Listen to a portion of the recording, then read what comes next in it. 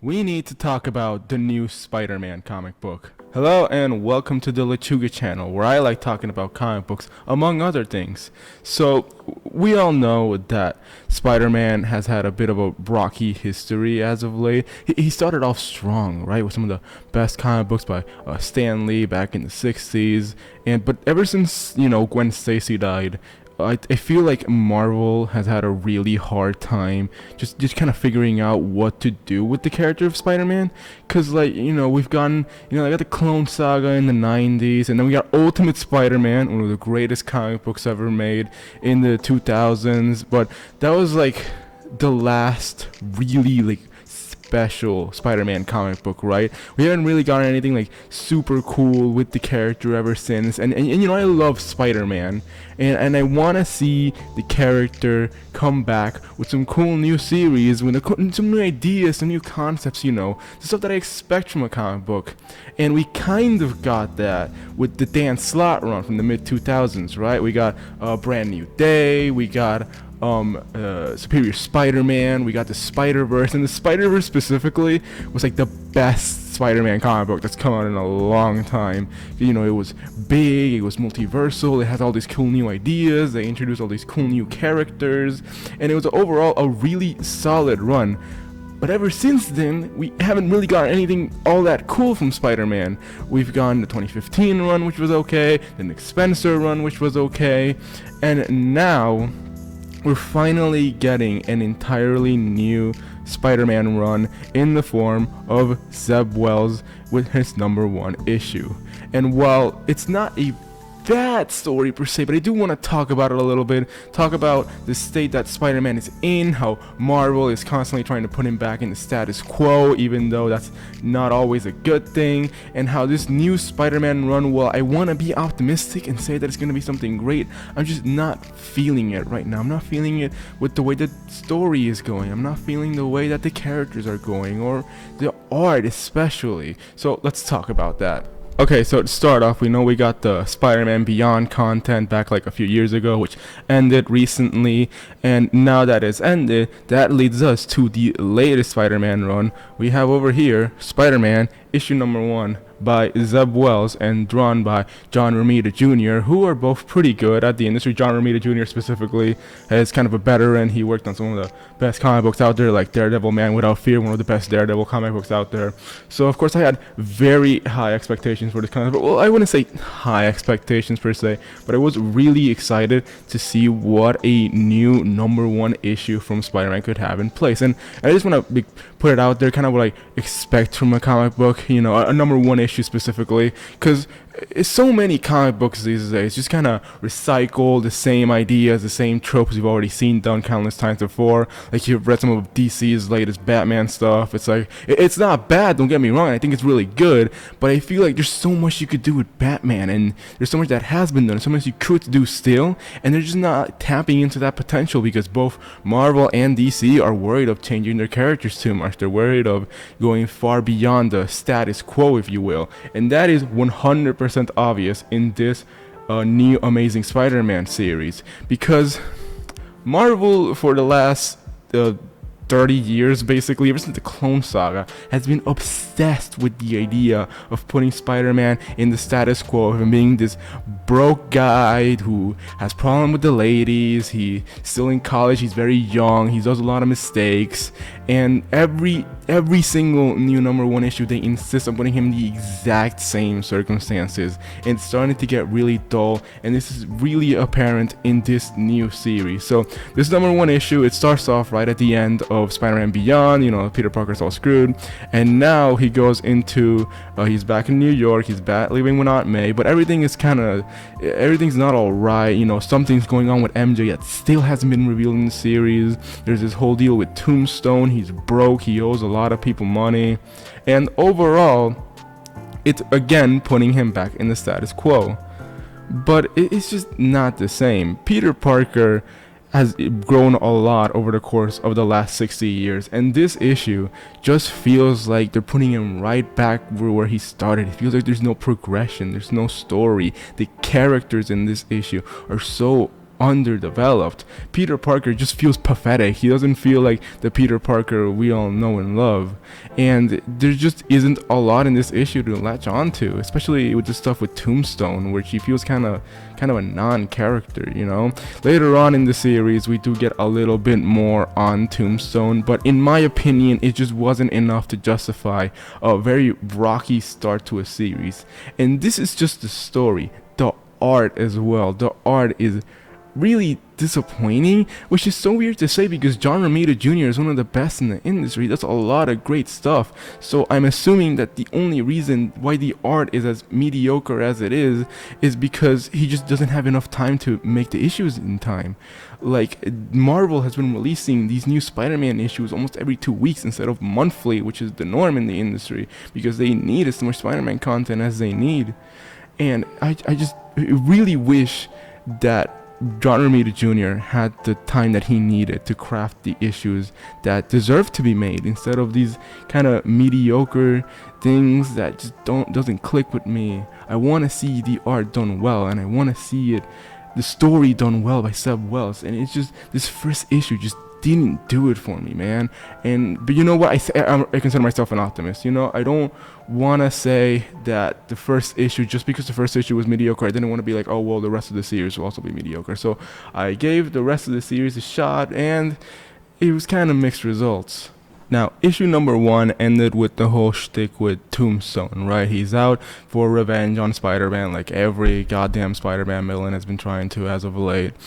And he's trying to have this sort of gang war with this other gang, but Spider-Man obviously isn't having any of that, so he tries to intercept Tombstone, he tries to fight him, and this leads us to issue number 2, which is almost entirely dedicated to this, and so is issue number 3 and issue number 4. It's all dedicated to the Tombstone stuff, and issue number 2 specifically isn't that bad. It's better than issue number 1. It introduces a few new characters, a few new plot concepts for the new everything related to Tombstone, and it's not a bad issue. And issue number 3 specifically, issue number 3 also has a lot of great ideas, especially it has Spider-Man captured, he's all screwed, he's being beaten up by Tombstone. Again, I'm not a huge fan of seeing Spider-Man this pathetic, and I feel like, you know, he's better than this, but at the same time, you know, seeing the hero being all beat up and then rising up again is part of the things that makes these comic books so entertaining, right? It's kind of like that struggle of the story that's so common in storytelling.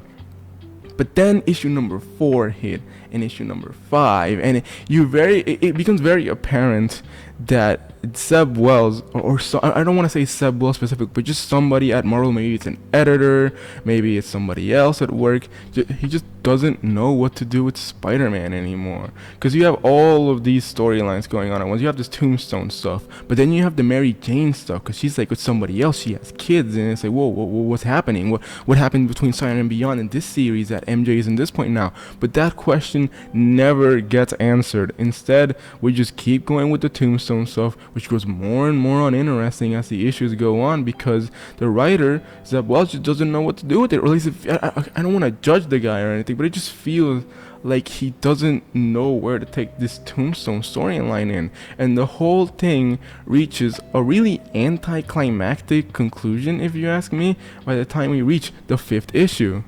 Now, this issue is really bad, and I mean, like, it is beyond mediocre. I already didn't have that high expectations from the rest of the issues so far, but this issue in specifically really just killed it for me. It didn't bring any like satisfying conclusion. It didn't talk about MJ. Everything just kind of resolved itself automatically and brought an abrupt end to this okay arc at best to prepare for issue number 900, the big landmark stuff. And it just makes me question, like, what was the point of all that? Why did we have this 5-issue arc regarding Tombstone when it's obvious that it's not really gonna add up to anything later on in the series? I really wanted to see everything come together, but it just didn't. And this, ladies and gentlemen, brings me to kind of the point of this video, because you might be asking, well, why am I making a video dogging on Zeb Wells and John Romita Jr. for just creating something? And the thing is, I'm not dogging on them. I'm just kind of like pointing things out because I want to see Spider-Man be the best character that he can be, and I truly believe that both of these artists have the power to create something truly special, but they're being held back by an industry that expects characters to be certain ways, and that way cannot be changed no matter what, because that's just how things are. You know, ever since the 90s, when shortly after Peter Parker got married to Mary Jane, even in the Clone Saga, they're trying to change things back to the status quo. In the mid-2000s, they successfully erased Mary Jane and Peter's wedding, and everything goes back to the same thing. Peter Parker being a broke guy who needs to get up with it in the very cruel world. And that's not a bad status quo to be in, but I just want to see more from the character than just the same thing. So if you've been keeping up with Spider-Man, you know that one of the best story arcs in recent times is the Spider-Verse event 2014, the best part of Dan Slott's run, maybe next to Superior Spider-Man, and that arc was absolutely amazing. You had all these characters, you had this big bombastic story and plot that ran across a variety of issues and series, and it was really exciting. It was one of the best things that has happened to Spider-Man in a long time, and then Marvel just couldn't move past it, because then we got another Spider-Verse event in 2018 called Spider-Geddon, which nobody liked. It was just a lot of repeating the same things. There was not a lot of cool new concepts. It just went through all of the same beats that Spider-Verse went through, and it was really boring, honestly.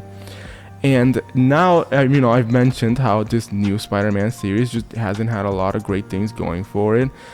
But Marvel decides to bring in another goddamn Spider-Verse event in the near future. They're bringing back Dan Slott for a series later this year that will tie into this series and will eventually culminate in another Spider-Verse event that will supposedly be the Spider-Verse that will end all Spider-Verse, but I think we all know that it won't be. And it just makes me really worried over the future of Spider-Man. Like, is all we're gonna get just more Spider-Verse events? Are there gonna be no new ideas, no new concepts? Are we gonna get anything like the Superior Spider-Man, anything like Ultimate Spider-Man? Are we gonna get anything like back in the Stan Lee runs with cool new concept being introduced at all times, new villains, new plot scenarios? The death of Gwen Stacy was revolutionary, but when was the last time something like that happened for Spider-Man? The last one was Spider-Verse in 2014, and that was 8 years ago.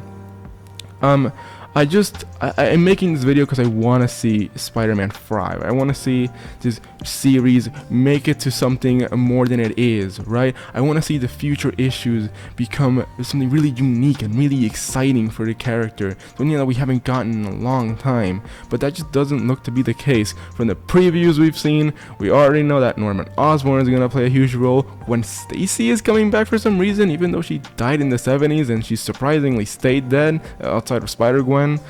And it just doesn't look like there's gonna be anything that cool and exciting to Spider-Man, and which makes me really sad. Now, even though everything I've talked about so far has been pretty negative in regards to the new Spider-Man run, there is the saving grace so far, which is Spider-Man issue 900, which I don't have with me. I have it digitally, but it just should be a picture of it around here. Anyway, this issue is absolutely fantastic. For the first time in Zeb Wells' run, we're getting a truly unique issue with a new legacy villain that takes something back way back in Stan Lee's run and remixes it into something really unique and interesting. It brings back the Sinister Six in a unique way, and it's a complete story with a beginning, middle, and end that has a satisfying conclusion and makes me excited for what will happen next, even if it's just kind of a one-off issue that it's a self-contained story. If we get more issues like from the stuff we got from Spider-Man issue 900, then I am more than on board with what's happening. But Spider-Verse, Dan Slott coming back, there's a new Current Judgment Day event happening which future issues will tie in. While these things have me pessimistic, you know what? I want to be proven wrong. I want to see Spider-Man thrive, and I want to see this series turn into something more than it currently is. So So yeah, that'll about do it for this video. Thank you for watching me ramble about Spider-Man for 10 minutes or so. If you want to see more from the Lechuga channel, then make sure to subscribe and hit that bell if you want to get some notifications. I'm gonna try and upload as much as possible. This is my first video, so happy for me. I'll likely be talking about more comic books. I'll be talking about literature. I'll be talking about some TV shows and movies coming out. So if any of that sounds interesting to you, then make sure to keep up with me, and I'll see you on the next one.